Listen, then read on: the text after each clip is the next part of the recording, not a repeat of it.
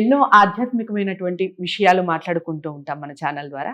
నెల మారింది అంటే ఖచ్చితంగా రాశి ఫలాల ద్వారా మిమ్మల్ని పలకరిస్తూనే ఉంటాను. ఇక మనందరికీ సుపరిచితులు ప్రముఖ astrologist, life coach doctor R B Sudha గారు ఈ మాసానికి సంబంధించి, జూలై మాసానికి సంబంధించి మాస ఫలితాలు వివరిస్తారు. ఏ వీడియో కూడా ఎక్కడ స్కిప్ చేయకుండా చూడండి.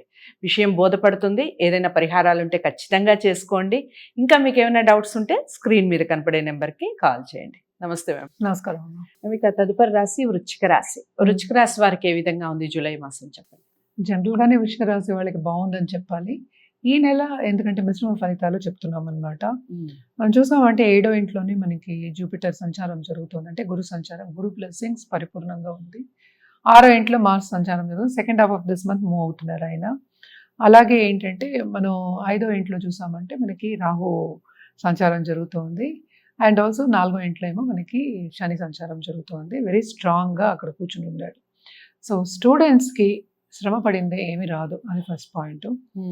అండ్ పార్ట్నర్షిప్ బిజినెస్ చేసే వాళ్ళకి బాగుంటుంది, పార్ట్నర్షిప్ బిజినెస్ విస్తరిస్తుంది. కానీ ఇక్కడ 6th లార్డ్ కూడా స్ట్రాంగ్గా ఉన్నాడు కనుక మనకి ఏంటంటే ఎనిమీస్ ఎక్కువ వచ్చే ఛాన్సెస్ ఎక్కువ కనిపిస్తున్నాయి. అంటే ఏంటంటే మనం పైకి వస్తున్నాము అన్నప్పుడు మనకి వెనక నుంచి గోతులు తవ్వే వాళ్ళు ఎక్కువ కనిపిస్తూ ఉంటారు. ఈ నెల ఎక్కువ కనిపిస్తున్నారు. ఎందుకంటే మార్స్ ఏమో first half of this month 6వ ఇంట్లో ఉంటున్నాడు. అలాగే 5వ ఇంట్లో రాహు ఉన్నాడు.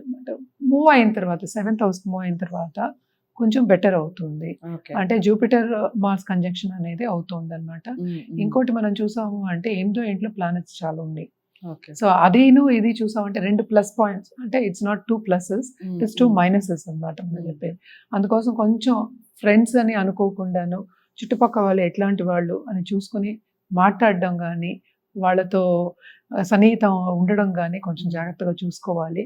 అలాగే ఎప్పుడో మనం ఫ్రెండ్స్ని నేను ఎప్పుడో టచ్లో లేను అనేసాను, అంటే ఇప్పటి వరకు రాలేదు మళ్ళీ మన లైఫ్కి అన్న వాళ్ళందరూ మనకి వస్తున్నట్టే చిన్ననాటి స్నేహితులు అనుకుందాం కాసేపు. వచ్చే ఛాన్సెస్ ఎక్కువ ఉన్నాయి second half of this month అనమాట. కెరీర్ విస్తరిస్తుంది. ఇప్పుడు second half of this month మళ్ళీ కెరీర్ కూడా విస్తరిస్తుంది వీళ్ళకి అని చెప్పుకోవాలి. కానీ first half of this month you have to take care అని చెప్తున్నాం. ఎందుకంటే 8th నుంచి కూడా మనకి ప్లానెట్స్ మూవ్ అవుతున్నాయి అనమాట. సో అలాగే కోర్ట్ కేసెస్ ఉన్న వాళ్ళు కానీ, లేకపోతే ప్రాపర్టీ ఇష్యూస్ ఉన్న వాళ్ళు కానీ కొంచెం జాగ్రత్తగా ఉండాలి. ఎక్కువ పోయే ఛాన్సెస్, లాసెస్ అనే కనిపిస్తున్నాయి అనమాట ఈ నెల ఈ రాశి వాళ్ళకి ఎస్పెషలీ. అలాగే మనం స్టూడెంట్స్ చూసామంటే ఇందాక నేను చెప్పినట్టు చాలా శ్రమ పడాలి. 5th రాహు కనుక సడన్ గా డబ్బు ఇస్తాడు, ఎక్కడి నుంచో వస్తుందో తెలియదు, సడన్ గా ఇచ్చే ఛాన్సెస్ ఎక్కువ కనిపిస్తున్నాయి. ఎందుకంటే లాభంలో మనకి కేతు ఉన్నాడు కనుక తప్పక అలాంటిది జరిగే సంఘటన ఎక్కువ కనిపిస్తోంది. అలాగే ఏంటంటే మనం ఖర్చు అధికం ఉంది కానీ దూబరా ఖర్చు కొంచెం తక్కువే. ఎందుకంటే 7th జూపిటర్ బ్లెస్సింగ్ ఉంది కదా, సో జాగ్రత్తగానే ఖర్చు పెడతారు వీళ్ళు. కొంచెం సేవింగ్ చేసుకునే మెంటాలిటీ అనేది వస్తుంది, అదే చెప్పడం జరుగుతుంది. అండ్ ఆల్సో బిజినెస్ పెట్టుకోవాలి, ఇప్పుడే మనం కొత్త బిజినెస్ పెట్టుకోవాలి అన్న వాళ్ళకి కూడా ఇది మంచి సూచన. Second half of this month, first half అంత చెప్పట్లేదు, second half of this month చాలా బాగుంటుందనే చెప్తున్నాం. ప్లానెటరీ పొజిషన్స్ కొంచెం బాగున్నాయి కనుక. అలాగే మనం చూసామంటే పెద్దవాళ్ళ హెల్త్, ఎస్పెషల్లీ పెద్దవాళ్ళు, కొంచెం ఎల్డర్లీ పేరెంట్స్ ఉన్న వాళ్ళకి కొంచెం ఏంటంటే హెల్త్ ఇష్యూస్ వచ్చే ఛాన్సెస్ ఎక్కువ కనిపిస్తున్నాయి. వాళ్ళని డాక్టర్స్ దగ్గరికి తీసుకురావడం అనేది కనిపిస్తుంది అనమాట. అంటే ఏంటి ఆ టచ్ వస్తుంది. సో తప్పక అది జాగ్రత్తగా చూసుకోవాలి. ముందు జాగ్రత్త ఉండడం అనేది మంచిది కదా, అందుకోసం అని సూచన కిందే చెప్తున్నాం అనమాట.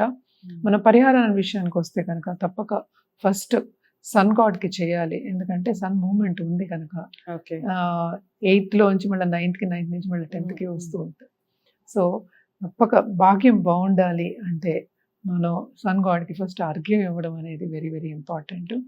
అలాగే శనీశ్వరుడికి ఆయన కాళ్ళు పట్టుకోవాలి, అందుకనే ఈశ్వరుడు కాళ్ళు పట్టుకోవాలి అంట. సో శివుడికి చేయడం అనేది చాలా మంచిది. అటు రుద్రాభిషేకం చేయించుకోవచ్చు, లేకపోతే టెంపుల్కి వెళ్ళని పక్షాన్ని ఇంట్లోనే మనం వినొచ్చు, రుద్రం వినొచ్చు.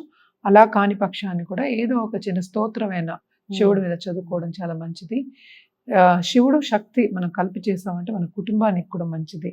అంటే ఏంటి ఒక కుటుంబ పరంగా చేయడం అనేది ఇంకా మంచిది అనమాట. మన కలర్స్ విషయానికి వచ్చామంటే తప్పక రెడ్, ఆరెంజ్ ఓకే. చెప్పుకుంటాం. అండ్ సిల్వర్ కూడా చెప్తున్నాను అనమాట ఈసారి. సో ఇవన్నీ చాలా బాగుంటాయి.